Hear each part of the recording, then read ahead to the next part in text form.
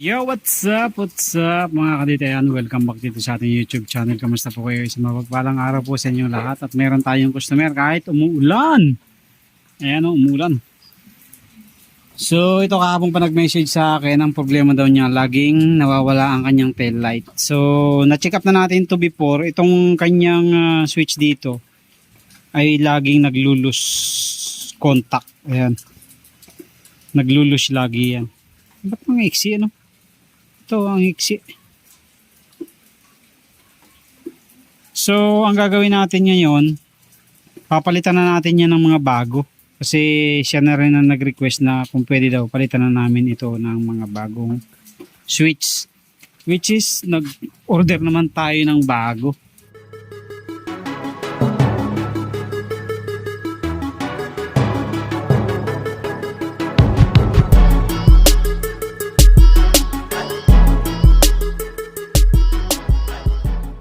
So, subukan natin kung talagang wala ba. Ayan o, naka-steady yung ilaw niya. Steady na naman. Hindi na naman siya namamatay.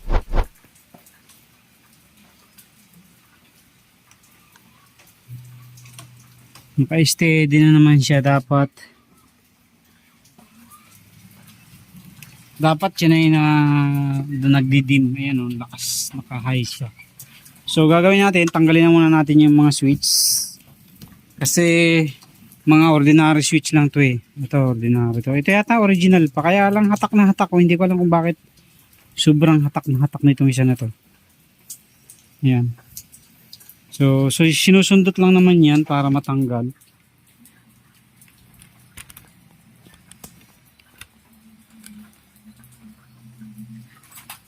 Walang kayo ng panundot sa ilalim dito.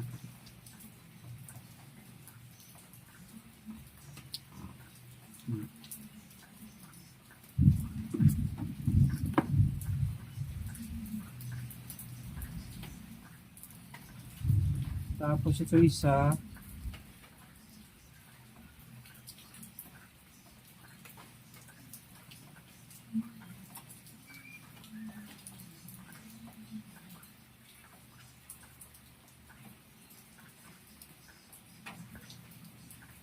So I think kundi na yun.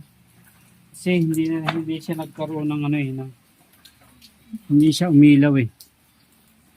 So ang gawin natin, baklasin din natin yung kanyang tail light. Minsan kasi pag nakakahay ng dire-diretso ay napupundi talaga.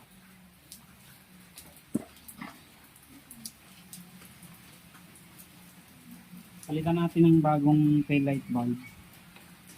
So baklasin nyo lang to.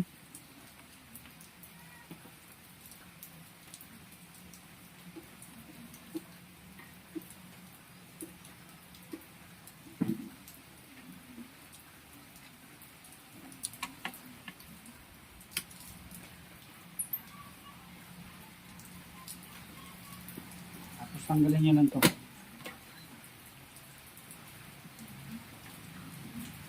And then butin nyo itong cover muna kasi hindi nyo mahatak yan.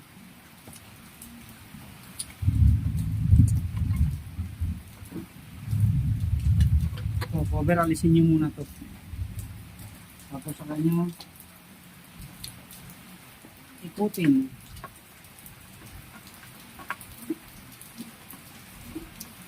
So ito. So dapat iilaw na yan. Or mamamatay. Ayaw niya. So patayin mo natin. Tapos tanggalin natin.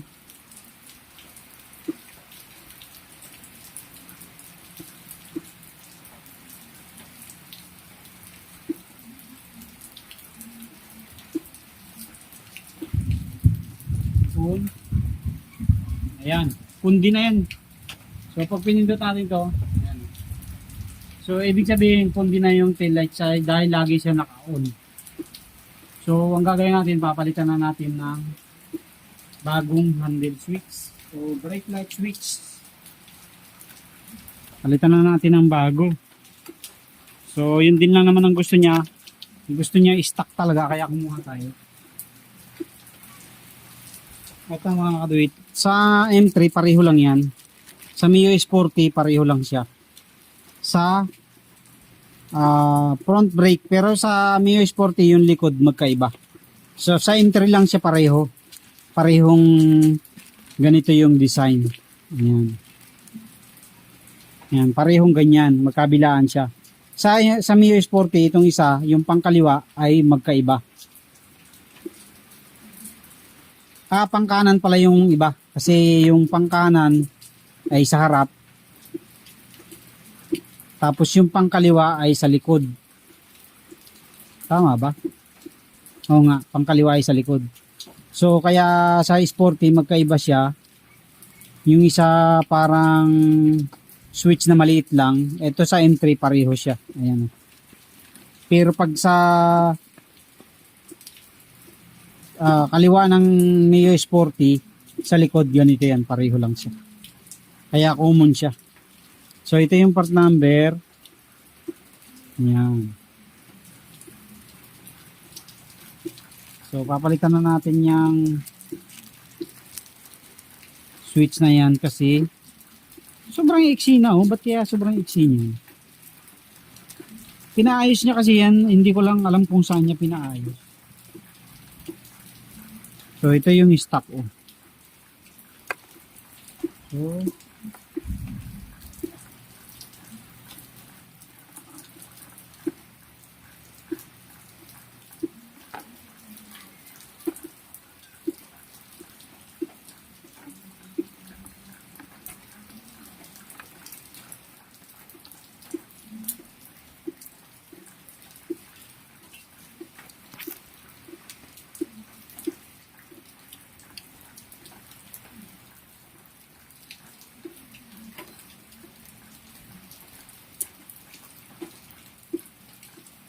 plug and play lang naman to mga kabit. Tapos ito ay ganun nyo lang.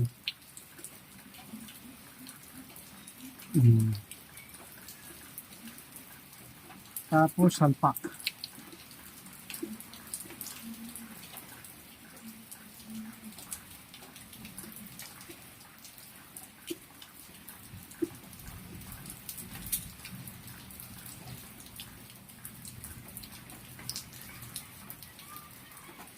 Okay, so nasalpak na natin. Tingnan natin kung anong nangyari.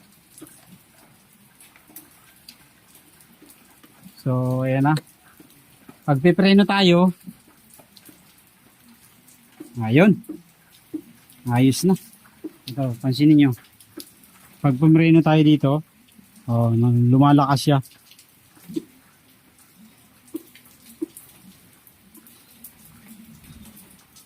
Tapos yung kabila, tingnan din natin yung kabila.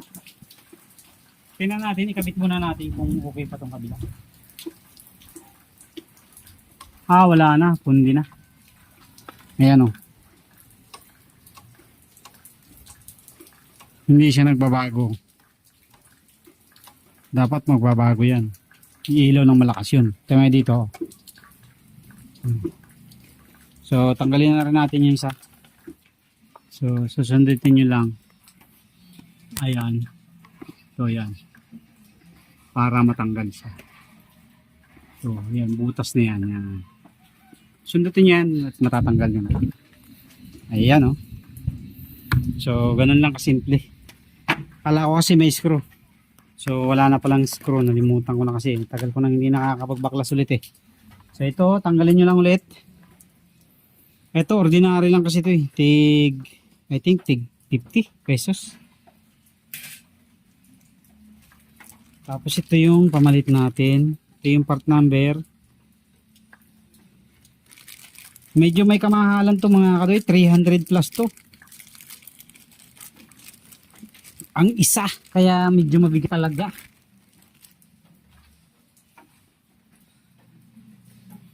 So plug and play lang naman siya. Sapak nyo lang na gano'n.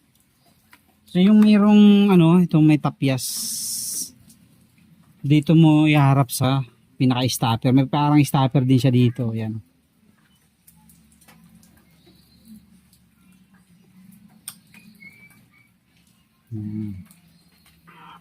Tapos, ilock natin dito.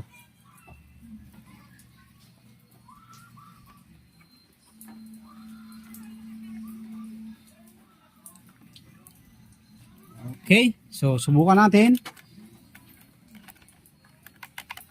kung okay ba.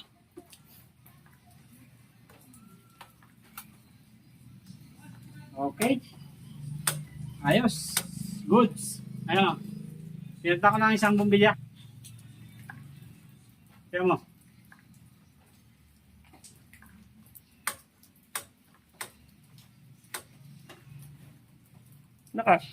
Kundi na yung isang dati. Kapapalit mo nga lang yun, di ba naman yung palit ko? Eh, ano kasi, nagluloko yung switch. Habang, pag kasi nakahaya ng matagal, napupundi talaga. Sobrang init, nag-overheat. Gusto ko i-find idea next. Okay, so yan na. Meron LED dyan. Next na. Pero, Okay na yan. Ah. Original eh. Oh. Original talaga Yamaha yan. sakit yun. Ano.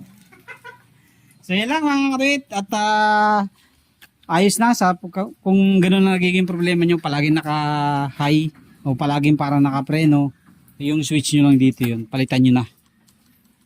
Kung may pambili kayo ng original, mas maganda original para fit na fit talaga siya. Kasi yung mga bulb na, yung mga switch na mumurahin, mayroon tig 50 lang, ay talagang mabilis masira. Ayan talaga heavy duty yan kasi original, magandang quality niyan. So, yun lang mga katoy. Thank you very much. God bless po sa inyo lahat. Thank you, thank you.